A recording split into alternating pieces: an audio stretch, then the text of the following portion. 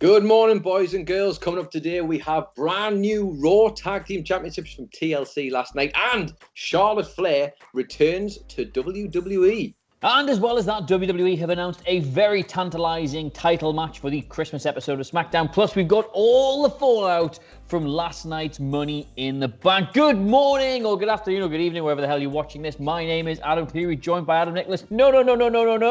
Not Adam Wilborn and Andy Murray, because they both have significant others and families who care about them. But me and Adam Nicholas, we have nobody. So we're here most of this week to do the news for you. But we're going to get straight into it because last night was, of course, TLC, a very Christmassy TLC, which saw several well-scripted and organised and pushed matches for WWE. But I'm pleased to say that's the end of the cynicism because the show was actually quite good. I don't mean to sound surprised, but here we are. Anyway, first of all, The Miz cashed in his Money in the Bank briefcase. Now, if you're wondering why I'm pitching the story with that headline and not The Miz is the new champion, it's because he's become one of the few people in WWE history to fail his cash-in. Now, I said about 18 months ago The Miz was a perfect holder for the Money in the Bank briefcase. Hell, I even did a video on it. We called it Cleary's Theories. That series is never, ever coming back. But they didn't give it to him. And finally, after the whole Otis debacle this year, they moved it onto him, kind of realising that they'd maybe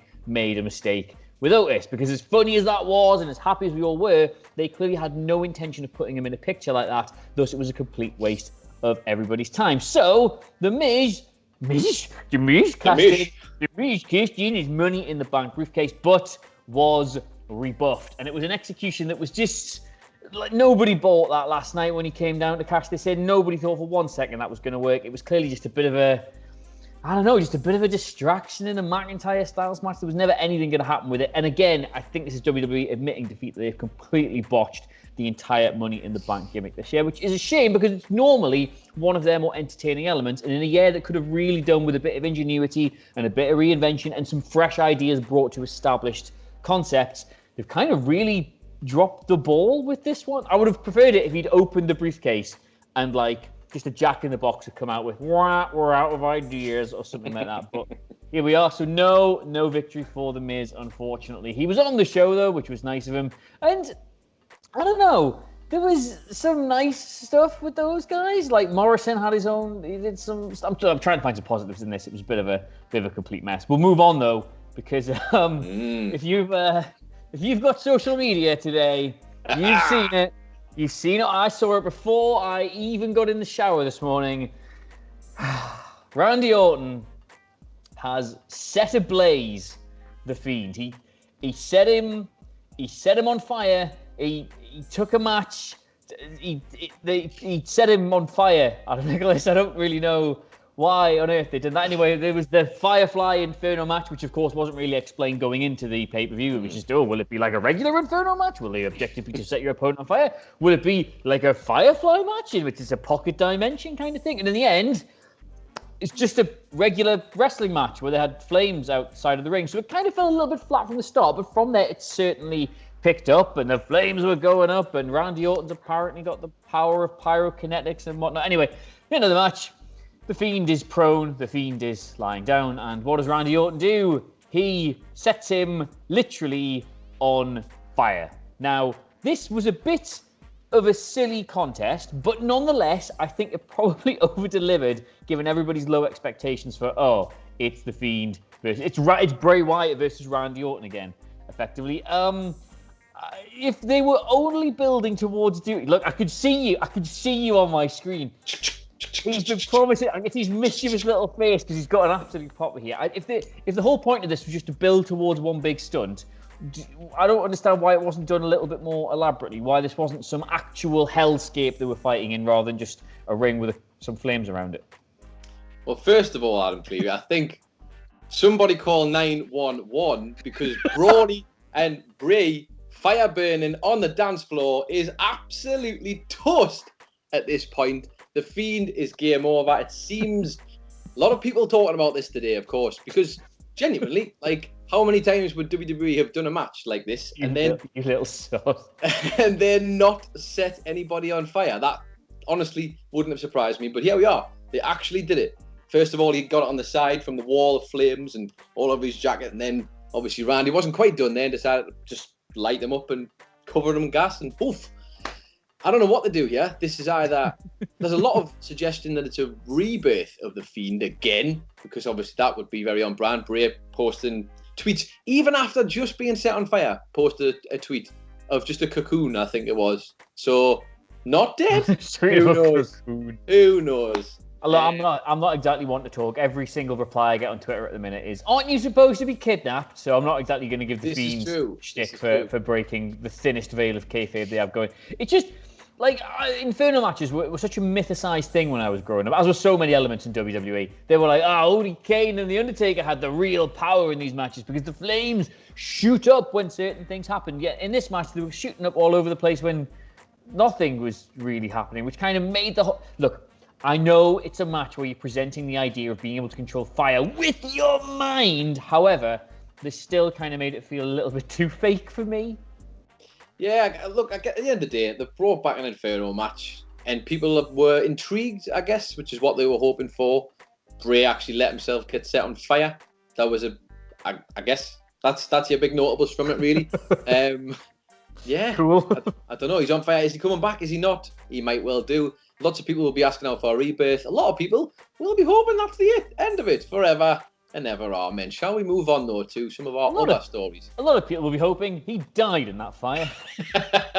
It's not kayfabe. It's not kayfabe. Anyway, we did also have some other notables, all to do with titles changes last night, Adam Cleary. There was plenty of them on the card. First of all, big news. The New Day lost their Raw Tag Team titles to the Hurt Business last night. So brand new champions crowned there. I'm into this as well because the Hurt Business needs more gold to add to that US title. I think it works. It was perfect. And I know you like a good stat, Adam Cleary. Here's one for you. I love a stat, mate. I love a stat. Courtesy of, and this is going to be either botched, one of the users from Reddit who's called either Jack Blady, Jack Bladdy, or Jack B. Lady. I don't know, but it's your lucky morning because he's given us the stat that last night, it's the first time ever that the combination of Xavier Woods and Kofi Kingston have lost a title defense. So there really? You go. There you go. There's that is a good stat. Oh, no, you can't take it to the pub, of course. Never mind. Hey, in the pub in your mind, anyway. Your mind pub. But there was another title change last night and a huge return, Adam Cleary, because as we joked about on WrestleCulture, which then came to fruition, Lana was put in the bin and Charlotte has returned to WWE. She was Asuka's tag team partner last night. And of course, Charlotte Winslow turns up with Asuka and they beat the tag team champions. She hit the natural selection on Shayna Baszler and got the pin. Thankfully, they didn't have her tap Shayna Baszler out to the natural select or the figure eight that she was very close to doing prior to that. But we have new women's tag team champions, and Charlotte's back with a bang. I just need to let everybody know I worked myself into a shoot, brother, over this one because I went to bed last night looking at that card and I just went, it's Eva Marie. It's Eva Marie. It's going to be Eva Marie because what they're going to do is they're going to present the idea that because she eliminated Asuka in NXT that time, there's like this secret, like Asuka sees something in her that nobody else saw. There was a long-term bit of payoff you could do there. Like nobody else could do that to me in NXT. Eva Marie did it, and I remember that, and I think she doesn't. I completely worked myself into a shoot. And again, woke up this morning, I was like, it was Charlotte, and she won, lol. So, and she opted for the latter of those options in a woman who beat her at WrestleMania. I can't believe she went down that road instead of the Eva Marie road. I was with you. I would have preferred Eva Marie, to be honest. I even talked myself around to being Melina. Like, there's all those stories a while ago that Melina back. So I sort of I genuinely convinced myself that we're going to do something really, really interesting with it rather than just, this is how we're... Don't get me wrong. I don't like being down on Charlotte. I don't actually like the whole Charlotte Winslow thing because she is genuinely so good. And the fact that, she gets only because she's Ric Flair, though, absolute rubbish. Like, if she retires tomorrow, she is probably in the top 1 or 2 all-time women's wrestlers in WWE.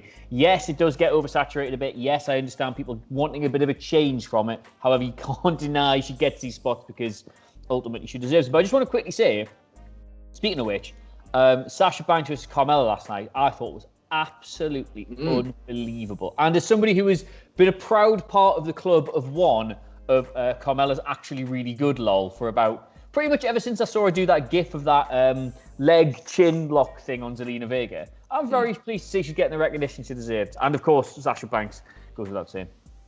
Well, I mean, Carmella, like her whole SmackDown Women's title run was actually far better than I think anybody expected, and I rated it highly, and she got lots of stuff over that should not have got over in that time period. She got James Ellsworth over. Yeah, I know, much to all of our detriments, I think. But interestingly as well, another tidbit I guess from last night is that makes Charlotte a Grand Slam champion now as well. Now that she's got the tag team titles, she's got all the belts. I think she joins Bayley in that illustrious catalogue, maybe even Asuka as well. Potentially at this point. Who knows? Maybe we should know. Almost like it's someone's job. All right.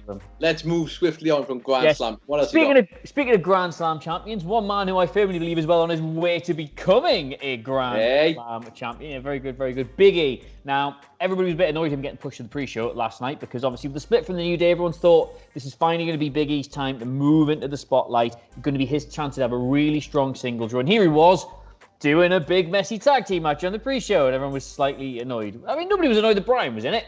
I think you can be a solid single star, and sometimes you just have to do that because there's no storyline for you. However, WWE do have one eye on this and have immediately after the show announced that none other than Big E will be taking on none other than Sami Zayn for none other than the Intercontinental Championship on none other than SmackDown at none other than Christmas. This is... I actually think it might be slightly too soon to pull the trigger on making that title change. However, putting him in those conversations and putting him in those matches and sort of getting people used to the idea that this is where he lives now could be worth the effort, even if it is in defeat. Don't get me wrong, I will not be complaining. What's the smallest measurement you know? Microbe? Tiny bit. The smallest, I won't care, a tiny little bit. The Big E. That really should have paid off that joke. I didn't have one. The Big E will be in this match, and if he wins, I will be quite happy. That's almost like, I realised, I don't know where I'm going with this. This should be like how that joke should have worked. Is it like a microbe? Is it a nano thing? Blah, blah, blah. And then said something funny like, it's Vince McMahon's patience. That's the smallest thing I know. There you go. Like that, but good. That's what I wanted. He sort of recovered it. Look, the main guys aren't here, but they brought the real guys in, and we haven't got all the newspapers and that. We're not here. We're just here. I've got the hat. That's all we need. Well, we're all good. Don't worry about jokes. We got it. We got this covered. We do, though, have Twitter questions. If you'd like some Twitter questions. Oh, these are always dead. Get in. We've come prepared. Santa's little sack, has got a few Twitter questions in it. And first of all, today, the first question comes from David Lentz. Thank you for your question, David, who says, well, I hope the Firefly Funhouse Inferno match does not give young children nightmares tonight. Even though all the fans can clearly tell the body was switched with a fake, it was. Might it have been too much for some viewers, Adam Cleary? Yes. Don't get me wrong, I don't think this is a terrible thing. It's pro wrestling. It's supposed to be, it's simulated violence. But WWE set the stall out many years ago that actually this is a TV PG product. And that is not TV PG entertainment. Don't get me wrong, you can put him in something, then set the thing on fire. That kind of doesn't feel too bad. But I have no problem with it. I don't think it's an issue. But I think it's a weird direction for them to go in unless they're going to change the actual makeup of their... I don't know, I just keep thinking about that time they randomly walked in on Alexa Bliss getting changed. Yeah. Just like, hey kids, just walk on in there. It doesn't matter if the boobs are out. That's fine. It'll be funny. Man, I'd forgotten about that. I think I'd pushed that to the back of my head, but thank you for the reminder of that. I would say, in terms of this feels like an almost direct response to all that stuff we were hearing about how USA Network are not happy about the ratings and they want change. And this, I guess, is a move in that adult direction that we're hearing about. But I don't know. Felt like, obviously, for us, it didn't seem the end of the world. I guess we're just numb to it now. But imagine if you're a kid and your mum walks in and she's watching you watch a clown get set on fire, a Rasta clown set on fire. I don't know. Who knows? Anyway, next question we have is from J-Man, who's a legend in this channel, I'm told, when it comes to Twitter questions. Says, greeting you legends, bit of a banter question. What would you say is the most annoying question that you get from non-wrestling fans? He says his would be, oh, you watch wrestling, you know that it's fake, right? The most annoying question I get from non-wrestling fans is, so what's the deal with wrestling? Because then I have to talk to them about it for ages. Neither of us want that. Like, I know that we're not going to be operating on a mutual level here. And everything I say is going to get, oh, really? And it doesn't matter how I explain it. It's just not... Like, put it this way, the last time that happened, I was in a pub, remember pubs, and because BT Sport in the UK have just picked up, like, loads of the WWE product, SmackDown was on in the corner, and one of my mates went, oh, isn't that wrestling your company does? And I was like, yeah. And I looked, and it was Roman Reigns covering Baron Corbin in dog food. And I was like, yeah, that's serious business. That's what I do. They have an amazing way of doing that to anybody who's a wrestling fan, just to make you look as dumb as possible. I think the one I've had multiple times, and obviously I don't have an answer for, because it's wrestling. You don't ask these questions, but it's always, why did it keep running once they've been Irish, like they've been whipped, like he's throwing them there? Why doesn't he stop running? That's not how momentum works. Yeah, and I'm like, well, I know that, you know that, but this is a show. It's just like a performance. Like, they just nitpick all the things that they will refuse. It's really easy to talk about wrestling like it's stupid, isn't it? If you just go through all these things individually, and just anything of that nature. They make it so easy. Well, it's very easy to talk about WWE as if it's stupid, I will say. Yes. Certain other promotions do try and ground themselves in a little bit more of reality, and yet still do Irish whips. So there you go. Last question today, though, comes from Mad Pancakes X, Adam Cleary, who says, "Morning, lads. What are your dream WWE and AEW matches in 2021? He says, personally, he'd love to see Io Shirai, or they say they'd personally love to see Io Shirai and versus Asuka, and John Morrison versus Ricochet. And then in AEW, the rumored triples titles, he said he'd also love to see the Young Bucks and Kenny versus Death Triangle for the gold." Some good teams there. Just Roman Reigns versus The Rock. Yes. I think we're at a place for it now. I think we've arrived. If there wasn't for all this horribleness going on in the world, I think that is your WrestleMania main event, or has to be. They've finally got Roman in a position where people would gobble that match up. There's an actual logical reason to do it. The Rock's been out of the spotlight for a little while. I just think, it's just, that's the dream. For AEW, I can't think past that trios match. To be honest, that seems absolutely perfect. Maybe Cody versus Dustin again for some contrived reason. I just think... Rematch. Yeah, I don't want to say they left a lot on the table, because they left considerably more than that on the mat itself. But I don't know. I've never been able to stop thinking about that. I just think there's another match in that somewhere. See, I would go with. I mean, I can't top the Rock one, because the Rock and Roman Reigns that's got to be on anybody's dream list, purely because of the money that would be involved. Once we can get fans back in, it seems like a real no-brainer. That. Not specific names, but a dream match I would like to see in AEW is a women's championship match that felt like of the prestige that company wants it to. Not just one that was good in hindsight or over-delivered or was actually quite good. Like something that genuinely feels like it's a match of the year contender for that part of the industry. That's what I'd like to see in 2021.